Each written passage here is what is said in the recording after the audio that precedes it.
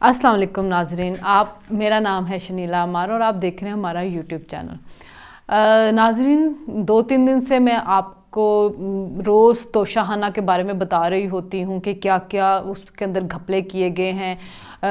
एक वॉच की तो पूरी डिटेल से हमने आपको बता दिया कि उसके अंदर क्या किया गया। कल जी खानज़ादा साहब ने 2 और वॉचेस का बता दिया।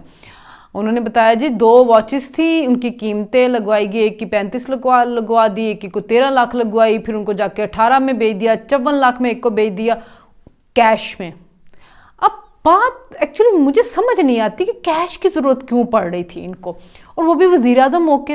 इसका मतलब टैक्स बचा रहे थे। यानी वो वज़ीर आज़म जो दूसरों को कहते थे कि टैक्स दो, मैं इतना टैक्स इकट्ठा करूंगा, पाकिस्तान में टैक्स की चोरी होती है, टैक्स चोरी को रोकना है, ऊपर जब ईमानदार बंदा आता है तो नीचे सब टैक्स देते हैं। वो वजीर आजम खुद टैक्स चोरियां करते फिरते कि कैश में रकम ले रहे। क्या मजबूरी थी कैश में रकम लेने की? आप कहते हैं कि मैंने लीगल काम किया है, मैंने एक तोहफा ले लिया, मैंने उसको बाद में जाके बेच दिया। तो बेचा तो तरीके के साथ होता है ना, उसी दिन बेचते हैं, उसी दिन तोशाखाना में पैसे जमा करवा देते और रकम कैश में, उधर भी कैश में, लेते भी कैश में है। और फिर जाते किस बैंक में? यही तो सारा इलेक्शन कमीशन के अंदर मामला था ना, जिसमें आप DC2 हुए हैं। फिर कासिम अब्बासी हैं जी द न्यूज़ में, उन्होंने बड़ी इंटरेस्टिंग स्टोरी लिखी है इसके ऊपर। आप सुने के सही कि क्या किया, क्या क्या वारदातें डाली हैं।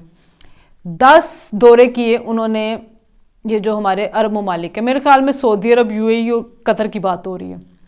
5 दौरों के सिर्फ उन्होंने तहाइफ जाहिर किए 2019 से 2021 के दरमियान। 18 के जो तहाइफ थे वो उन्होंने जाहिर किए, 19 और 21 के दरमियान जो इनके दौरे थे, 18, 19, 20, 21, 10 दौरे, 5 के विजिट के इन्होंने जाहिर किए, 5 के इन्होंने नहीं किए। पहले वाले जो थे ना दौरे, उसमें उन्होंने सही आके बता दिए कि इतने की थी। उसमें फिर उन्होंने कीमत कम लगवा ली ना, कि जैसे ग्राफ के जो पूरा बॉक्स था 10 करोड़ में, जो 1 अरब 70 करोड़ का था, 10 अरब लगवा ली, जाके 5 में बेच दिया। फिर बाद में इनको अक्ल आई कि हम तोहफे ही पूरे क्यों जाके तोशाखाना में दे देते हैं। इन्होंने ये करना शुरू किया कि तोहफे ही जाहिर नहीं किए। आप बताएं, इनके साथ जो मिनिस्टर जाते रहे हैं, 3 दफा एक मिनिस्टर्स ने जाहिर किए हैं, ब्यूरोक्रेट्स जाहिर करते रहे हैं। बुशरा बीबी 4 ट्रिप में साथ गई हैं, 1 में उन्होंने गिफ्ट जाहिर किया। इमरान खान साहब एक मुल्क के दौरे से वापस आए, उन्होंने कहा जी मुझे टेबल क्लॉक मिला है 5 लाख का। अच्छा, उसी दौरे में जो साथ एक ब्यूरोक्रेट था 20 ग्रेड का, उसने कहा मुझे वॉच मिली है वो 10 लाख की। यानी वजीर आजम को आप कम दे रहे हैं। सोचने वाली बात है, आप में से किसी को ये बात हजम होती है, मुझे तो नहीं होती, कि वजीर आजम को उन्होंने 5 लाख का गिफ्ट दिया और जो साथ ब्यूरोक्रेट था उसको 10 लाख का गिफ्ट दे दिया। साथ एक और दौरे में गए, वहां पे भी वजीर आज़म इन्होंने कहा कि जी ये मुझे एक वुड का कोई बॉक्स मिला है, एक ये मुझे कोई परफ्यूम मिला है, ये कुछ इतर की मुझे वो मिली है, ये कोई 2-2.5 लाख रुपए की चीज़ें बन गए। साथ जो मिनिस्टर थे उन्होंने अपनी चीज़ें जब तोशाखाना में जमा करवाई, जाहिर है ना उनको तो नहीं बता सकते थे कि मैं क्या बारीक वारदात करने लगा। किसी को वॉच मिली हुई है, किसी को कोई पेन मिला हुआ है, किसी को कुछ और मिला हुआ है। मतलब बिल्कुल है जीपो गरीब हरकतें की ना, कमीनों वाली हरकतें। मैं कहती हूँ कमीनों से भी ज्यादा बुरी हरकतें, कितने बड़े मनसब पे आप बैठे। अच्छा, रोज आके महात्मा कहते क्या हैं कि जी मुझे तो अल्लाह ने सब कुछ दिया हुआ था, मुझे तो सब कुछ मिला हुआ था, मुझे तो कुछ चाहिए नहीं था। अगर नहीं कुछ चाहिए था, अल्लाह ने सब कुछ दिया तो इतना कमीनापन कि आप गिफ्ट ही छुपा गए आके। यानी साथ वाले एक ट्रिप में भी उन्होंने इसी तरह किया। जो फॉरेन सेक्रेटरी थी उनको गिफ्ट इनसे ज़्यादा बड़ा मिला हुआ था, मिनिस्टर्स ने इनसे ज़्यादा आके कीमतों वाले बताए। हालांकि होता ये है कि वजीर आजम को तो उनसे 2-3 गुना ज़्यादा रकम वाले जो होते हैं तहाइफ मिलते हैं, वजीरों को उनसे कम मिलते हैं, ब्यूरोक्रेट्स को उनसे कम मिलते हैं। फिर 5 विजिट में इन्होंने कहा जी हमें कुछ मिला ही नहीं है। ये कैसे हो सकता? अरब वालों की तो ट्रेडिशन है, उन्होंने तो दिखाना होता है कि हम कितने मेहमान नवाज है। कुछ भी ना दें तो कुछ तो छोटा मोटा वो दे सकते, चाहे आपकी हरकतों की वजह से उनको जो पता चल गया था घड़ी बेचे कोई नाराज भी, लेकिन फिर भी इतना वो नहीं कर सकते हैं। और एक दो और ये तो कुछ चीज़ें जाकर 2-3 ट्रिप्स में तो उन्होंने कहा जी मुझे खजूर मिले हैं, आब जमजम मिली है, मुझे तस्बीह मिली है, मुझे जायनमाज मिली है। वैसे थे तो वो इस काबिल ही कि उनको खजूर, तस्बीह, जाय नमाज ये चीज़ें दी जाती, और वो भी सस्ती वाली, जो सबसे सस्ता माल वहाँ पे होता है ना, वो इनको दे दिया जाता है। लेकिन ये ऐसा वज़ीर आज़म था ना, इसने वो खजूरें, तस्बीह, वो जाय नमाज भी बेचने निकल जाता कि 100 रुपये भी विक जाती तो खैर है, कुछ तो मिलता ना। ये हालात थे इनके। ये मैं ये कह रही हूँ कि जैसे जैसे ये चीज़ें खुलेंगी तो आपको पता चलेगा कि इस बंदे ने इस मुल्क के साथ क्या किया है।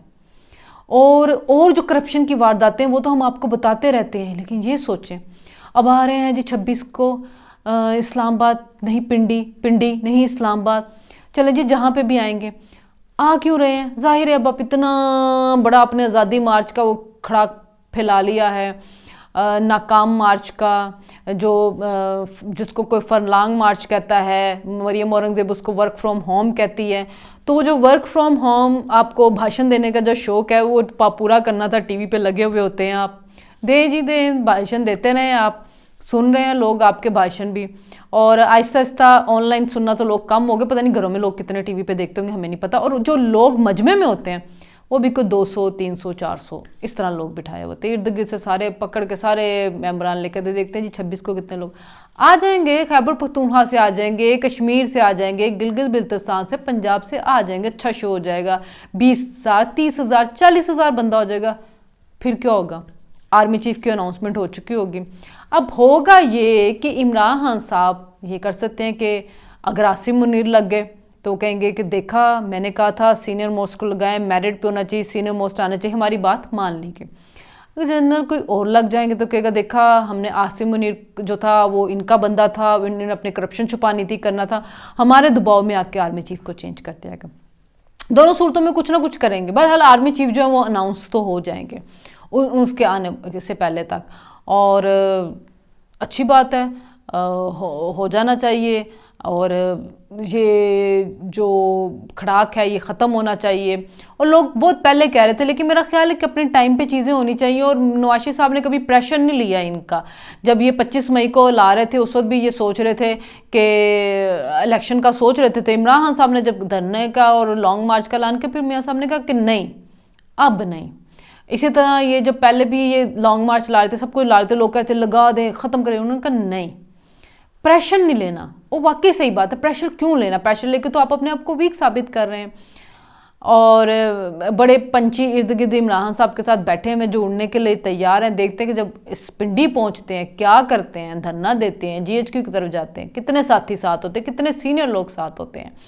और जो भी छोड़ के जा रहा है ना, वो खान साहब के किस्से ही बयान कर रहा होता है। मियाँ नवाज शरीफ को जो भी छोड़ के गया, कभी किसी ने करप्ट नहीं कहा था। इनको क्या है, जिनके इर्द गिर्द लोग बैठे हुए करप्शन कर रहे हैं, बड़ी चीज़ें सामने आ रही हैं। और उस वज़ीर आज़म की जो रियासत मदीना की मिसालें देते थे, हज़रत उमर रज़ी अल्लाह ताला अन्हु की हमें मिसालें देते थे, और आप उनका अपना करैक्टर देखें कि वो जाय नमाज, तस्बीहां, खजूरें, ये सब चीज़ें भी जो थे वो छोड़ते नहीं थे तोशाखाना में। और ज़ाहिर ने की, चोरी की, चीज़ें छुपाई और चीज़ें जाके बेची। मतलब शर्म आ रही होती है, शर्म आ रही होती है जब ये स्टोरियाँ पढ़ रहे हैं और चीज़ें हमें मालूम हो रही हैं। FIA इंक्वायरी कर रही है, NAB इंक्वायरी कर रही है, और करप्शन सामने आनी चाहिए। डर किसी चीज़ का नहीं होना चाहिए, पकड़ना चाहिए। इनकी खुशनसीबी है कि NAB के कवानीन में तरमीम कर दी गई हैं, फ़ायदा इन्हीं को मिल रहा, वरना पुराने वाला होता तभी तक उठा के इनको जेल में डाल दिया गया होता और 1 साल तक वो जेल के अंदर ही रहते रिमांड के नाम पे। और वैसे वो कहते हैं ना, जो बंदा बहुत ज़्यादा अपनी कसमें, अपनी सच्चाई की, ईमानदारी की खा रहे तो सबसे ज़्यादा बेईमान होता है। ये खान साहब ने साबित कर दिया। खान साहब ने ये जो सारे मुहावरे या जो लोगों की तरफ से चीज़ें बनी हुई थी, खान साहब ने इसको साबित तो कर दिया है। उनके जो लोग हैं इर्द गिर्द वाले, फवाद चौधरी जिनका भांडा फोड़ा है उमर फारूक ने, वो भी चुप करके बैठे। अच्छा पता जी, फवाद चौधरी साहब ने भी अपने गिफ्ट नहीं जाहिर किए हुए, असद उमर ने भी किए हुए, शाह महमूद ने भी नहीं किए हुए, मुराद सईद ने भी नहीं किए। बहती गंगा में बड़े लोगों ने हाथ धोए, जुल्फी बुखारी साहब सब ने नहीं किए हुए। और इनकी वॉच वाला एक जुल्फी बुखारी साहब का झूठ तो जाता, उस डीलर ने भी बयान कर दिया। उसने कहा जी जुल्फी बुखारी ने हमें भेजा था कि इसको बेचें, कोई इसका अच्छा कीमत लगे तो हमें बताइएगा, तो हमने तो प्रमोशन के लिए डाल दी। जुल्फी बुखारी ने कहा उन्होंने खरीद ली, कहा हमने नहीं खरीदी भाई।